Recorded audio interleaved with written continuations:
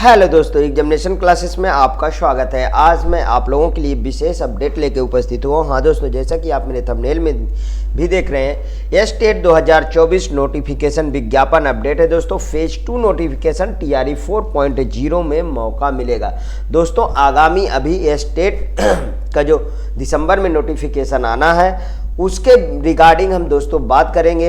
BPSC TRE 4.0 में किस तरीके से मौका मिल सकता है, आइए दोस्तों पहले उसके बारे में डिटेल। ये रहा दोस्तों ये जो विज्ञापन लगा हुआ है और यहाँ पे ये विषयवार भी दिया हुआ है। चलिए आइए मेन थिंग्स में चलते हैं, उसको समझते हैं पहले पेपर पैटर्न को। देखिए अब प्रश्न पैटर्न क्या होगा, यहाँ सब कुछ दिया है।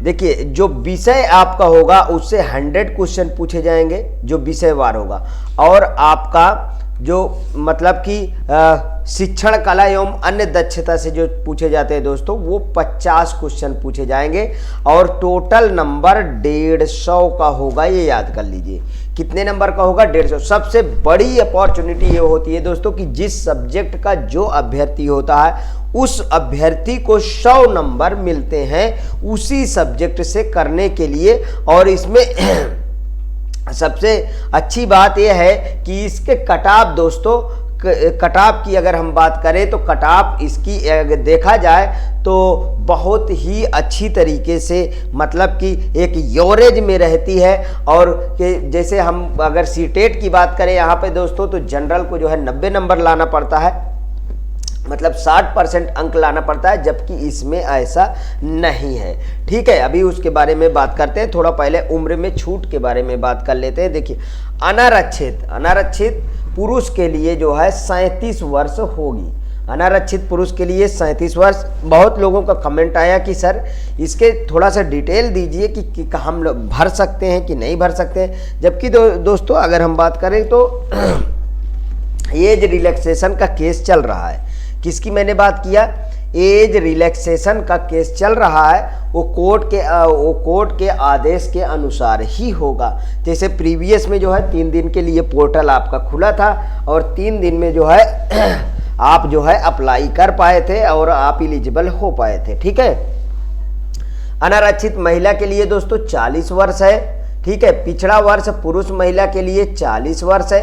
अति पिछड़ा वर्ष पुरुष महिला के लिए दोस्तों ये भी 40 वर्ष है।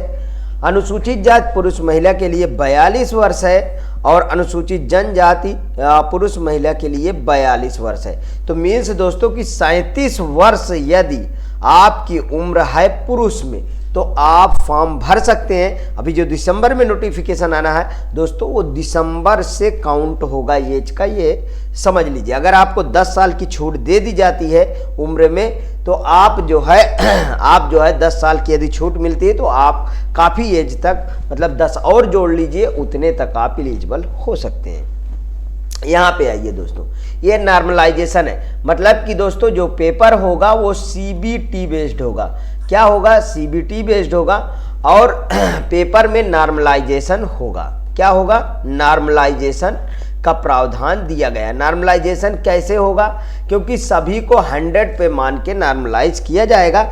ये यहाँ पे देखिए इसका जो है नॉर्मलाइजेशन स्कोर किस तरीके से बनेगा यहाँ पे दिया हुआ है। देखिए किसी सामान्य श्रेणी का अभ्यर्थी 150 अंकों की परीक्षा में रा स्कोर 76 है तथा नॉर्मलाइजेशन प्रक्रिया के उपरांत उसका नॉर्मलाइजेशन स्कोर 74.90 आता है। तो निर्धारित उत्तीर्णांक दोस्तों 150 का 50% मीन्स 75 प्राप्त नहीं करने के कारण अभ्यर्थी का रिजल्ट अनुत्तीर्ण घोषित कर दिया जाएगा।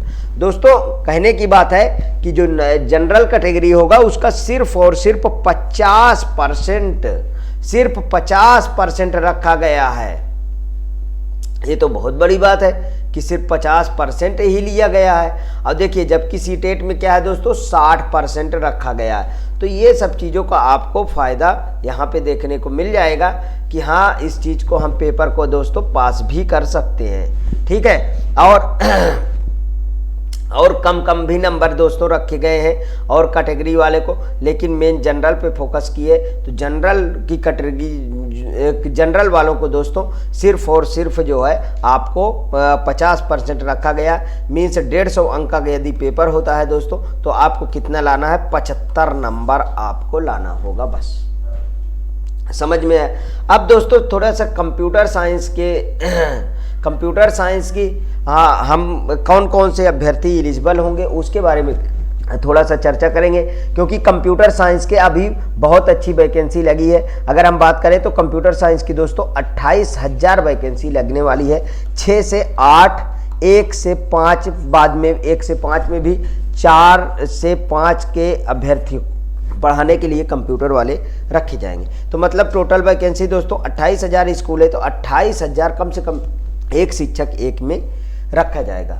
इतना समझ में आया। अब देखिए हम दोस्तों पूरा कंप्यूटर साइंस पे फोकस करेंगे।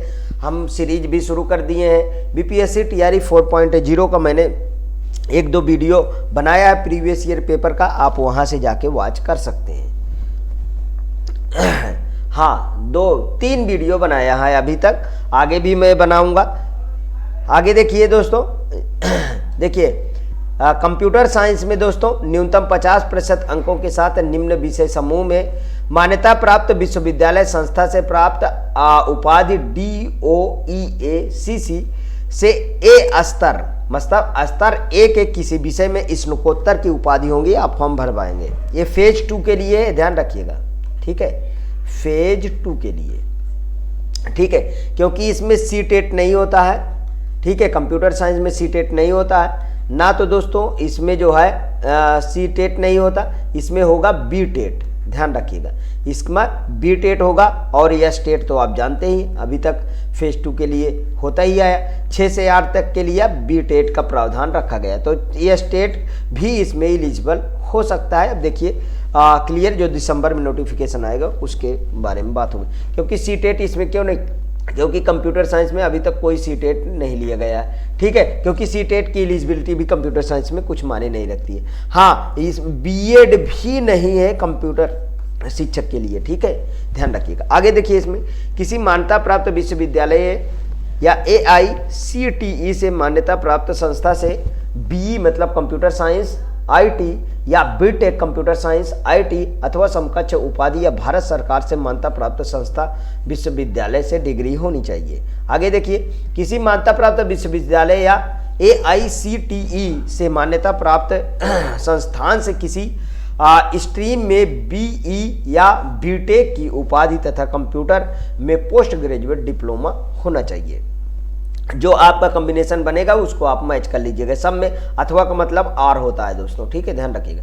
किसी मान्यता प्राप्त विश्वविद्यालय से कंप्यूटर साइंस में स्नातकोत्तर MCA या मान्यता प्राप्त विश्वविद्यालय से समकक्ष उपाधि होनी चाहिए, अथवा किसी मान्यता प्राप्त विश्वविद्यालय से कंप्यूटर साइंस में स्नातक BCA या समकक्ष एवं किसी विषय में स्नातकोत्तर होना चाहिए। आगे देखिए, किसी मान्यता प्राप्त विश्वविद्यालय से कंप्यूटर साइंस में पोस्ट ग्रेजुएट डिप्लोमा एवं किसी विषय में स्नातकोत्तर की उपाधि होना चाहिए, या ठीक है DOEACC से स्तर B एवं मान्यता प्राप्त विश्वविद्यालय से किसी विषय में स्नातकोत्तर हो, तब भी आप एलिजिबल होंगे।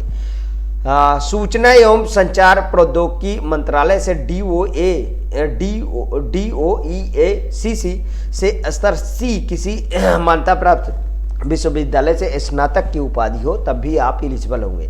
देखिए MCA का 3 वर्षीय कोर्स 6 सेमेस्टर को होना चाहिए, ठीक है। नोट, कंप्यूटर विज्ञान विषय के लिए अभ्यर्थियों के लिए BEd की योग्यता नहीं है। मैंने पहले ही बताया BEd जो है इसमें एलिजिबल, मतलब BEd इसमें कोई प्रावधान नहीं कि BEd किए हो तभी आप एलिजिबल, ऐसा कुछ नहीं। दोस्तों कैसा लगा ये वीडियो? यदि आपको अच्छा लगा तो प्लीज़ मेरे एग्जामिनेशन चैनल को आप सब्सक्राइब करिए।